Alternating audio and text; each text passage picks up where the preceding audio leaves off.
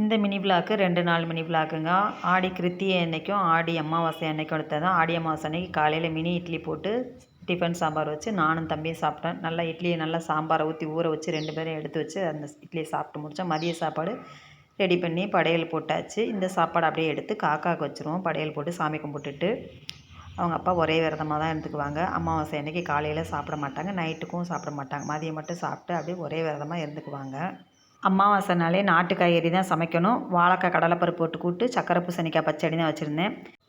இதே திருக்கார்த்திகையில் அன்றைக்கி காலையில் ஒரு டீ மட்டும் போட்டு குடிச்சிட்டு அன்றைக்கி ஃபுல்லாகவே ஒரே விரதமாக 6 மணி வரைக்கும் இருந்துடணும்னு இருந்தாச்சு. ஈவினிங் முருகருக்கு பிடிச்ச பால் பாயாசம் ரெடி பண்ணி நெய்வேத்தியம் பண்ணி 6 மணியோட விரதத்தை முடிச்சுக்கிட்டாச்சு. முடிச்சுட்டு பக்கத்தில் இருக்க திருப்பரங்குன்றம் கோயிலுக்கு போயிட்டு வந்தோம். கார்த்திகை அன்றைக்கி முருகன் கோயிலுக்கு போயிட்டு வந்தோம். ரொம்ப நல்லதுன்னு முருகனை பார்த்து தரிசனம் பண்ணிட்டு வந்தோம். 2 மணி நேரம் லைனில் நின்று சாமி பார்த்தோம். அவ்வளோ அளவுக்கு கூட்டம் இருந்துச்சு. இந்த வீடியோ பிடிச்சிருந்தா ஒரு லைக் போடுங்க. வீடியோ பார்க்குறவங்களுக்கு நன்றி.